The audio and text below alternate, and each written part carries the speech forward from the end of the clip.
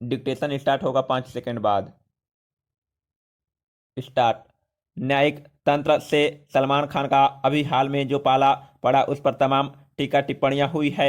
मसलन मशहूर हस्तियां यानी सेलिब्रिटी अगर ऐसे हालात में फंस जाए तो उसके क्या फायदे नुकसान हैं, इस पर लोगों की राय भी बहुत ज़्यादा बटी हुई थी। कुछ लोगों का मानना था कि उन्हें जेल में होना चाहिए, तो कुछ लोगों की राय में उनके साथ कुछ ज्यादती हुई है, उन्हें तो बख्श दिया जाए। इसमें दिलचस्प बात यह रही कि नज़रिए में अंतर के इन दोनों सिरों के बीच एक बात समान थी, यानी सेलिब्रिटी होने का उनका दर्जा। इसमें एक तबका मान रहा था कि वह सेलिब्रिटी होने की वजह से इससे छुटकारा पा रहे हैं, तो दूसरों की राय में उन्हें सेलिब्रिटी होने की कीमत सख्त सजा के रूप में चुकानी पड़ी। आखिर इनमें कौन सही है और कौन गलत, चलिए इस मसले पर गौर करते हैं। यह 1998 का वाकया है, जब जोधपुर में फिल्म की शूटिंग के दौरान कलाकारों का एक जत्था रात में शिकार के लिए जंगल गया, जिसने 2 काले हिरणों का शिकार किया। वह 1990 का दशक था, जब स्मार्टफोन वाला दौर नहीं था, तो सोशल मीडिया और 24 घंटे वाले खबरिया चैनल भी नहीं थे। ऐसे में यह वाकया, हालांकि यह प्रकरण भी आपराधिक वृत्त का ही था, आसानी से भुला दिया जाता, लेकिन किसी ने बिश्नोई समुदाय के ऐसे अग्राही रवैये का अनुमान नहीं लगाया था। बिश्नोई वर्ग को भारत के मूल पर्यावरण संरक्षण का दर्जा दिया जा सकता है।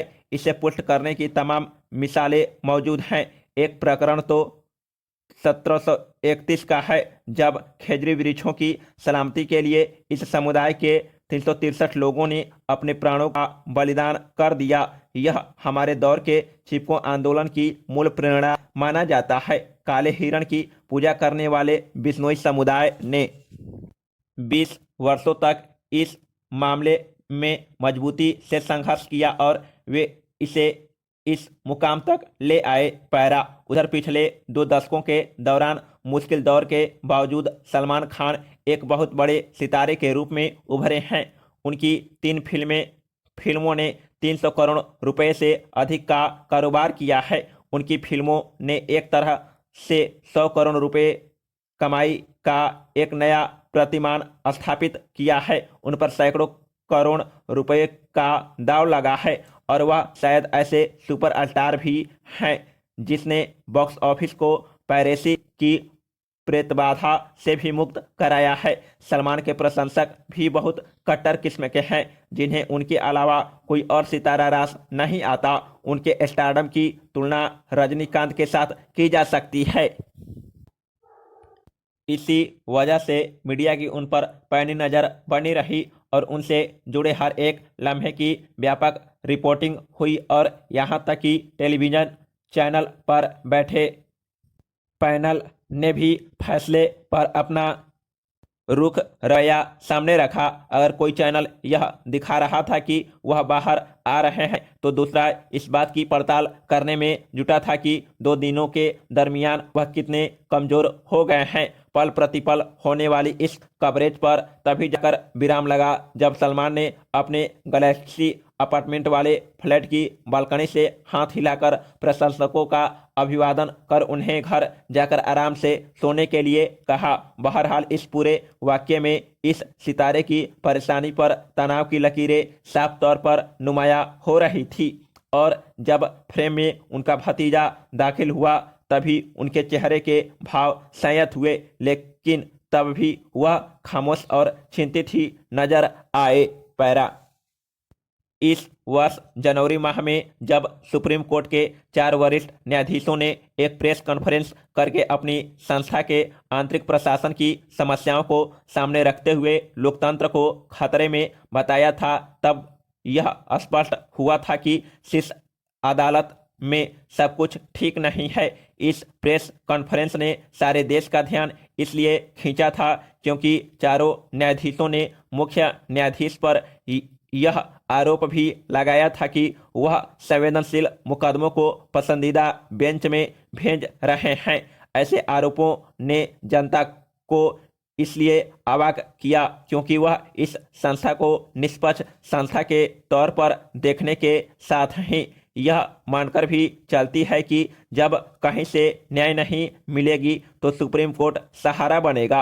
उक्त प्रेस कॉन्फ्रेंस के बाद ये संकेत दिए गए सुप्रीम कोर्ट के सभी न्यायाधीश आपस में मिल बैठकर समस्या हल कर लेंगे, लेकिन ऐसा नहीं हुआ और सुप्रीम कोर्ट ने उठापटक कायम रही।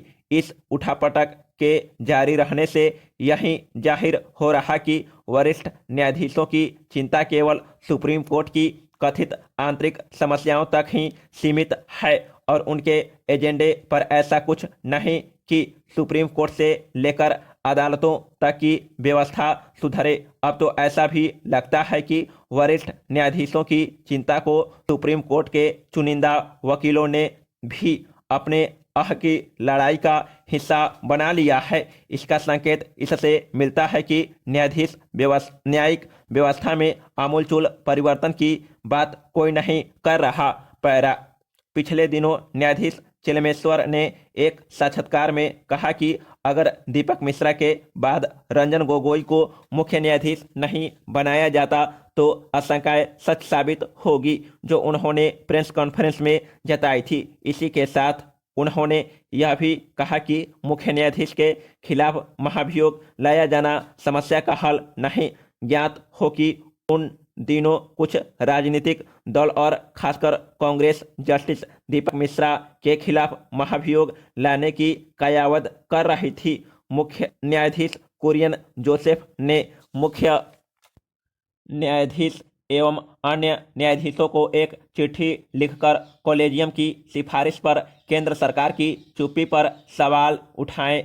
उनका आग्रह था कि इस मामले में सरकार से सवाल पूछना चाहिए। कॉलेजियम ने फरवरी में न्यायाधीश के.एम. जोसेफ और इंदु मल्होत्रा को सुप्रीम कोर्ट का जज नियुक्त करने की सिफारिश की थी, लेकिन केंद्र सरकार ने न तो यह बताया कि कॉलेजियम की सिफारिश मानने में देर क्यों हो रही है और न ही सिफारिश पर अपनी कोई आपत्ति प्रकट की। कोई स्पष्टीकरण न आने के चलते यह माना गया कि केंद्र सरकार के.एम. जोसेफ को इसलिए सुप्रीम कोर्ट का न्यायाधीश नियुक्त नहीं करनी चाहती क्योंकि उत्तराखंड में कांग्रेस सरकार को बर्खास्त करने संबंधी फैसले को उन्होंने ही खारिज किया था। समस्या केवल यह नहीं है कि सुप्रीम कोर्ट के वरिष्ठ न्यायाधीश सवाल पर सवाल कर रहे हैं, बल्कि यह भी है कि कुछ वकील मुकदमों के आवंटन की व्यवस्था को लेकर अपनी मुहिम छेड़े हुए हैं। वे मुकदमा आवंटन की व्यवस्था को पारदर्शी बनाने के लिए याचिकाएं भी दायर कर रहे हैं। बीते दिनों एक ऐसी ही याचिका का निपटारा करते हुए सुप्रीम कोर्ट ने कहा कि यह तय करने का अधिकार मुख्य न्यायाधीश को ही है कि कौन सा मामला किस बेंच को सौंपा जाए, लेकिन इसके बाद इसी आशय की एक और याचिका दायर कर दी गई। इसके पहले न्यायाधीश चिलमेश्वर ने ऐसी याचिका सुनने से यह कहते हुए इनकार कर दिया कि वह नहीं चाहते कि उनके फैसले को पलट दिया जाए। ऐसा कहकर उन्होंने एक बार दीपक मिश्रा को निशाने पर दिया। यह रवैया इसलिए ठीक नहीं क्योंकि सुप्रीम कोर्ट की ओर से यह स्पष्ट किया जा चुका है कि मुकदमों के आवंटन में न्यायाधीशों की वरिष्ठता कोई आधार ही नहीं। इस फैसले के अनुसार सुप्रीम कोर्ट के तो सभी जज अनुभवी होते हैं, चाहे वे हाई कोर्ट से आए हों या फिर